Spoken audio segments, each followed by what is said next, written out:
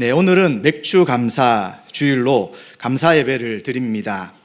우리 교회를 포함해서 한국의 많은 교회가 전부는 아니지만 1년 중 전반기는 맥주 감사 예배로 또 감사드리며 후반기에는 11월에 추수감사 예배를 통해 감사 예배를 드립니다.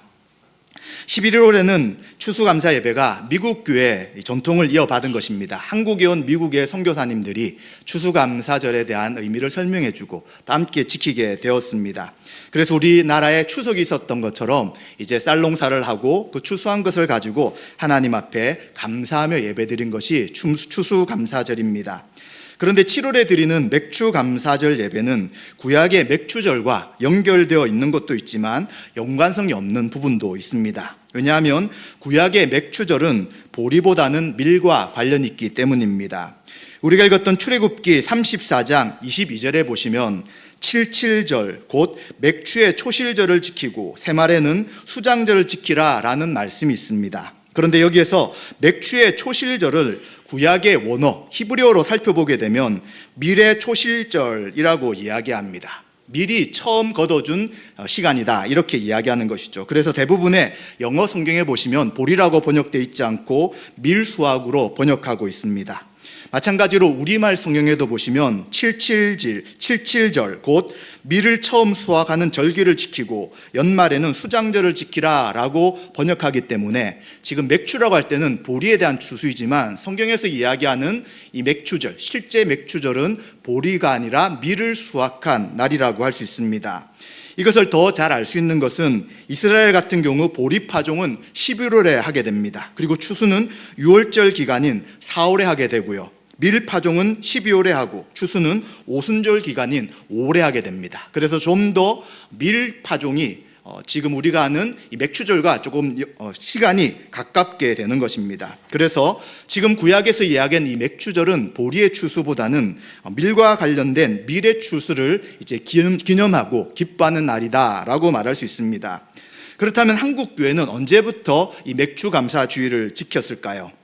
기록에 의하면 우리나라는 19세기 후반, 우리 선교사님들이 1800년대에 한국에 오셨는데 그 19세기 후반에 이제 맥주감사 주일을 지냈다고 합니다. 그런데 이때는 추수감사 주일 예배와 함께 같이 드렸습니다. 그러다가 1930년대에는 이제 맥주감사 주일은 7월 첫째 주일에 드리게 되고 그리고 추수감사 주일은 11월 셋째 주일에 드리게 되었습니다. 왜냐하면 한국에서는 보리 추수를 주로 6월 중순이나 말경에 하기 때문에 보리 추수가 마친 다음에 이제 맥주감사 주일로 함께 기뻐하며 예배를 드린 것입니다. 따라서 11월에 있는 추수감사주일이 미국에 있는 총교도들에 의해서 유래된 것이라면 보리 농사를 짓던 한국의 문화에서 이제 이러한 절기들을 만들어 감사주일을 통해서 맥주감사주일을 지키게 되었다라고 말할 수 있습니다. 보통은 7월 첫째 주일이 맥주감사주일로 지키지만 우리 교회는 그동안 계속해서 작년에는 제가 첫째 주에 드렸지만 그 앞에 역사들을 보니까 셋째 주에 계속 드렸습니다. 그래서 올해는 셋째 주로 다시 맥주감사주일을 드리고 있습니다. 이처럼 맥주감사주일은 한국교회에서 점점 사라져가고 있습니다. 왜냐하면 이제 농경사회가 아니라 정보사회로 변화되었기 때문에 농사를 많이 짓지 않습니다. 특히 쌀은 그래도 농사를 계속 짓지만 밀이나 보리는 더 재배하는 가구가 없어졌다고 이야기합니다.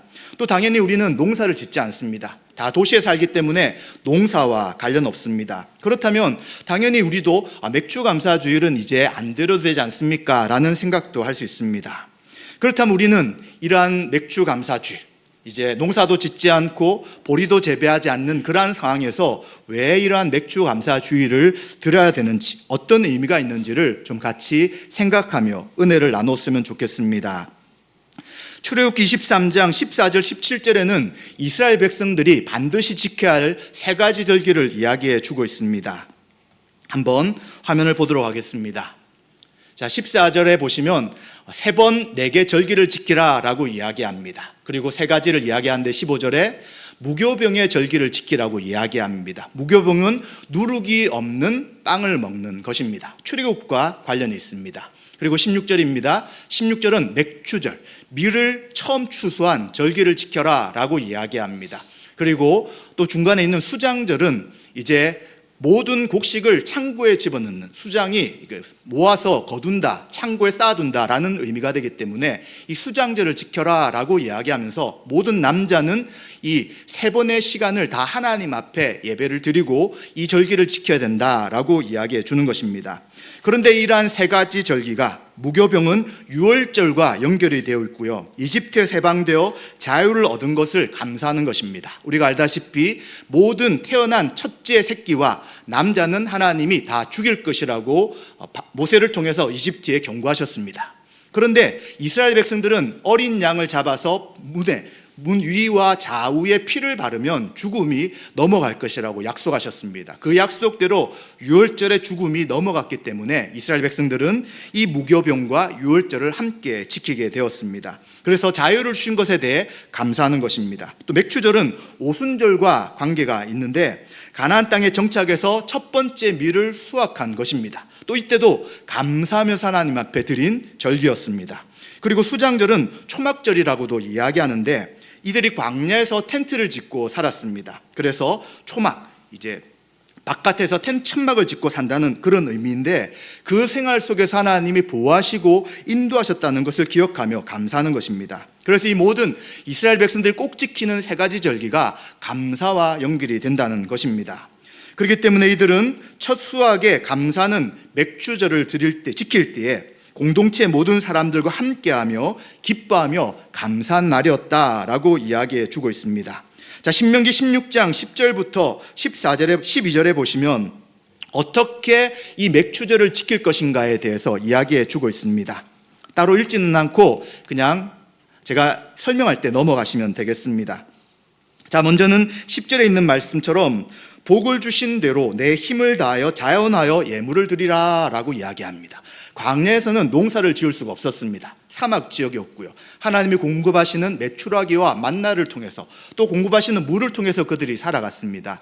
이제 가나안 땅에 정착할 때 비로소 그들이 이제 농사를 짓기 시작했는데 우리가 알다시피 농사를 잘 짓기 위해서는 물과 비와 또 태양과 이러한 자연적인 조건이 잘 갖춰질 때에 농사를 잘 지을 수 있습니다. 마찬가지로 이스라엘 백성들이 하나님이 농사를 잘 지을 수 있는 복을 주셨기 때문에 이제 미래 수확을 가지고 하나님 앞에 감사했던 것입니다. 그리고 또한 이때는 안식일이기 때문에 모든 노동을 멈추고 하나님 앞에 모여서 예배드리라고 이야기합니다. 그래서 11절과 12절에 보시면 정해진 장소에서 모이라고 이야기합니다. 이제 예루살렘이 이스라엘의 수도가 되었을 때는 예루살렘으로 모이게 되고 이 광야에서는 정해진 장소에서 그들이 모여서 하나님 앞에 감사를 지냈습니다.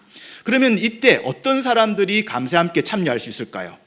12절에 보시면 자녀, 노비, 11절에 보시면 자녀와 노비, 레위인, 나그네와 고아와 가부, 모든 이스라엘 백성 가운데 속해 있는 사람들이 함께 감사하며 서로 기뻐하라고 이야기해 주고 있습니다. 왜 그렇습니까? 바로 이들은 이집트의 애굽에서 종이 되었습니다. 이제 종이 되어서 참된 자유를 얻었기 때문에 함께 살아가는 공동체가 이 추수한 것을 어떤 사람 많이 거둘 수 있고 적게 거둘 수 있지만 다 같이 모여서 모든 사람들이 함께 기뻐하며 축하하는 시간이 바로 이 맥추절이었던 것입니다. 그래서 약한 사람들, 고아와 가부가 그 당시 가장 약한 사람들이었고요, 또 혹시 나그네들, 여러 곳에서 여행하다가 이스라엘 백성들 공동체 가운데 있는 사람들일지라도 이들이 함께 포함되어서 하나님 주신 것에 대해 감사하며 기뻐하는 시간을 가졌습니다. 그래서 이 맥추절의 구약적 의미에서는 하나님 앞에 모든 사람이 공평하고 함께 기뻐하며 즐거워하는 시간이 바로 맥추절이었다는 것입니다. 따라서 우리는 구약의 맥추절 같은 그러한 절기는 아니지만, 그리고 또 우리가 보리나 또 밀이나 이렇게 농사를 짓는 상황들은 아니지만 우리가 오늘 이 맥추 감사 예배를 드릴 때에 우리는 감사로 하나님 앞에 영광을 돌려야 합니다. 우선은 6개월 동안의 시간을 생각하시며 분명히 좋은 일도 있었고 기쁜 일도 있었고 생각지 못한 어려움도 있었을 것입니다. 그러나 이 상황 속에서 하나님이 나에게 주신 것이 은혜였다, 또 감사할 일이다 생각한다면 우리는 의지적으로 이 시간 하나님 앞에 감사할 수 있을 것입니다. 만약 좋지 않은 일, 어려운 일들을 계속 생각하면서 하나님 나에게 주신 것은 아무것도 없다 생각한다면 우리는 계속해서 낭망하고 하나님 우리 함께하지 않는다고 생각될 수밖에 없습니다. 그러나 힘든 일이 분명히 있었지만 또다시 일들을 되돌아볼 때 분명히 하나님의 은혜가 있고 감사할 일이 있기 때문에 오늘 우리는 하나님 앞에 감사로 영광 돌리며 예배 드려야 합니다. 그리고 또한 마찬가지로 우리는 한두 사람만 즐거워하지 않아야 합니다. 오늘 이렇게 어린이부터 또 청소년들, 청년들 그리고 장년들이 다 함께 모였습니다. 모든 교회 구성원들이 함께 기뻐하며 감사하는 시간이 되어야 되는 것입니다. 어떤 한두 사람, 어떤 사람들이 소외되는 것이 아니라 함께 기뻐하며 감사하는 것이 이 시간 감사드리는 온전한 의미가 될 수 있는 것입니다. 그래서 나와 관계가 없거나 나와 좀 어색하다고 해서 제외되는 것이 아니라 우리 안에 속해 있는 모든 사람들은 다 한 공동체며 가족인 것을 기억하며 감사해야 되는 것입니다. 또 그것뿐만이 아니죠. 이제 이 감사는 연약한 사람뿐만 아니라 또 나그네들까지 다 포함하는 것입니다. 우리 교회가 서로 감사하며 기뻐하는 것 정말 중요한 것이죠. 그러나 우리뿐만 아니라 아직도 우리 주위에 있는 믿지 않는 분들이나 우리 교회 주변에 있는 많은 이웃들이 있는 것입니다. 또 여러분들의 이웃들이 있는 것이죠. 그래서 그분들하고도 감사 의미를 나누고 함께 축하하는 것이 오늘 드리는 감사주일, 맥주 감사주일의 온전한 의미가 될 수 있을 것입니다. 또 우리는 한 가지 더 생각해 볼 것은 이 맥주절의 또 다른 의미가 오순절이라고 성경은 이야기해 주는 것입니다. 이 오순절이란 의미가 된 것이 레위기 23장 15절과 16절 말씀에 나타나 있습니다.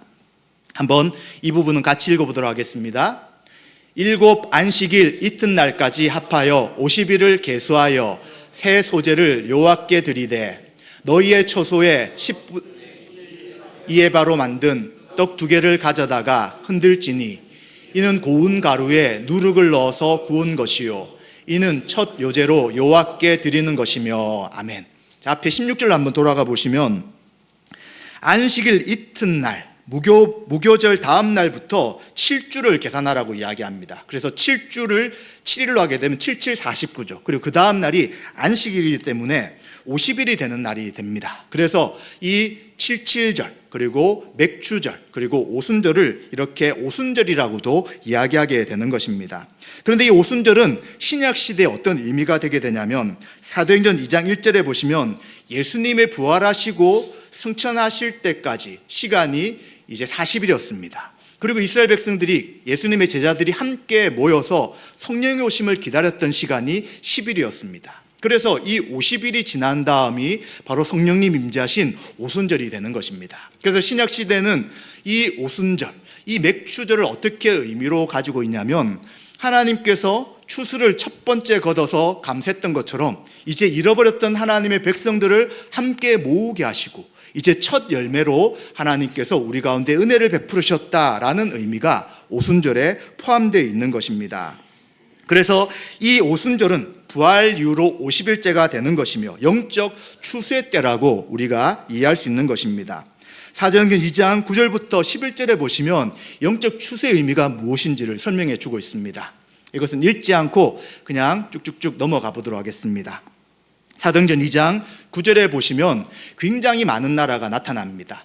바데인, 메데인, 엘라민, 메소포타미아, 유대와 갑바도기아, 본도와 아시아.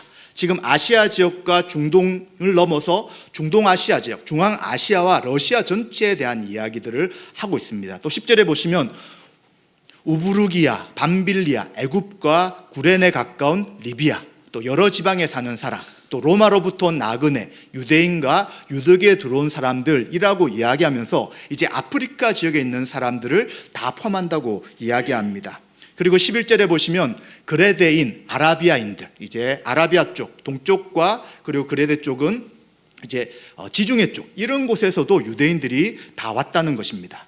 곳곳에 흩어져 있던 유대인들이 이 오순절이란 곳에 77절, 맥주절에 와서 하나님께 예배드리려고 했는데 이때 성령이 임재하시고 그들이 각자가 태어났던 나라, 각자가 알고 있는 그 나라의 언어로 하나님의 구원의 큰 일들을 듣게 되는 것이 바로 오순절에 임하신 성령의 역사였습니다.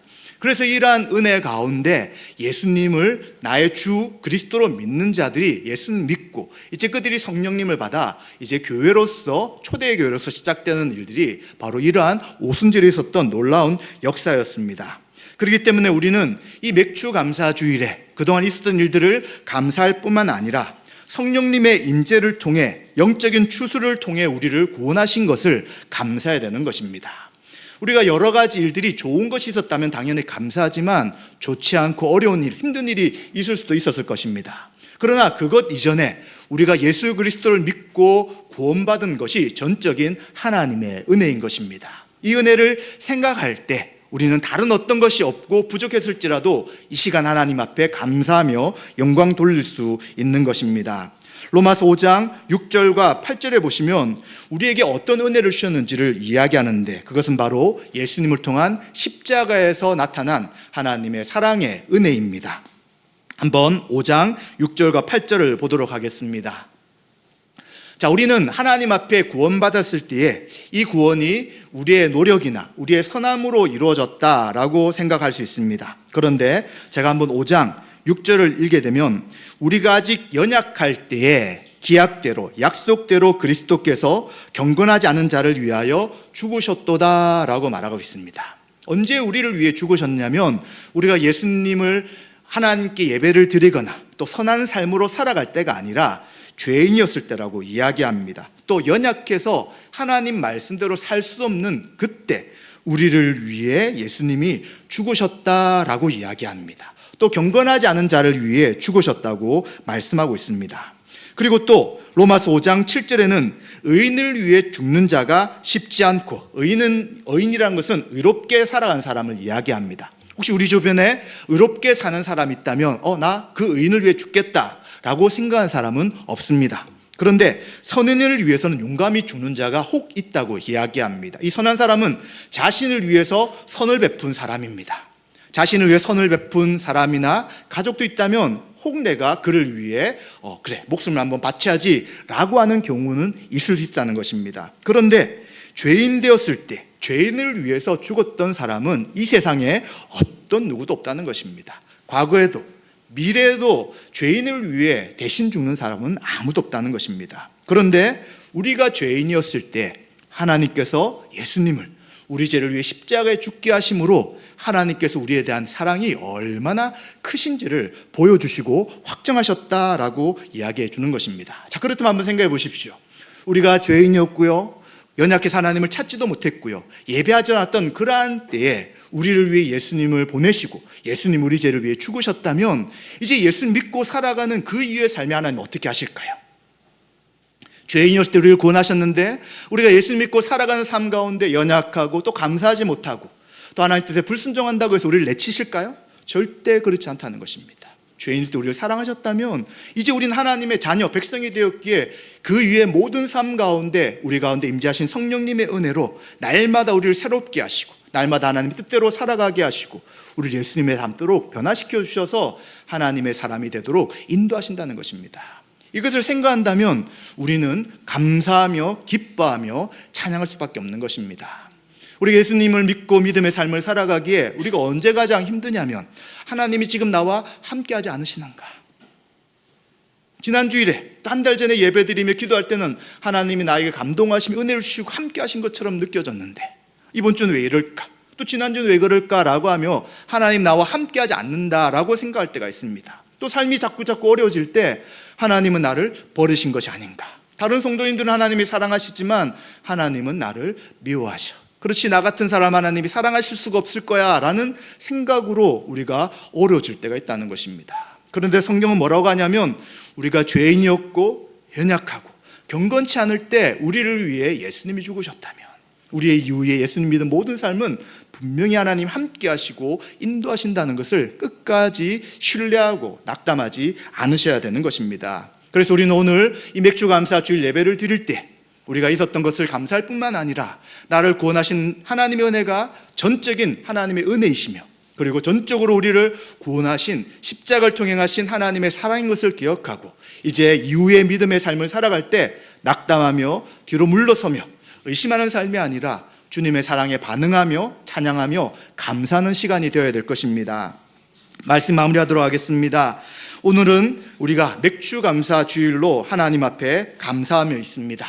현재의 삶을 바라보며 또 과거에 우리에게 주신 것을 생각할 때 당연히 우리는 감사할 수 있습니다. 그러나 우리는 또 이후의 삶 가운데 우리와 함께 하시고 우리에게 최종적 구원까지 성령 하나님으로 인하여 인도하실 것을 생각한다면 우리는 믿음으로 또한 감사해야 될 것입니다.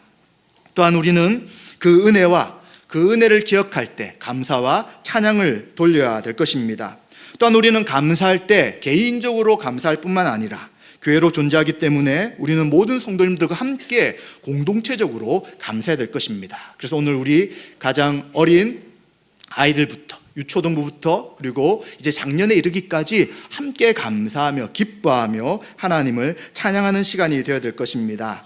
오늘도 이제 반이 지났습니다. 이제 7월도 이제 많이 지났고 이제 반 개월의 정도의 한 해가 남았습니다. 우리는 맡기신 일에 최선을 다하기 원하며 우리와 함께 성령님이 함께 하신다는 것을 기억하고 낙담하며 뒤로 물러서는 삶이 아니라 날마다 믿음으로 승리하여 하나님 앞에 영광과 찬양 돌리시는 저와 여러분 되시기를 주님의 이름으로 축원드립니다.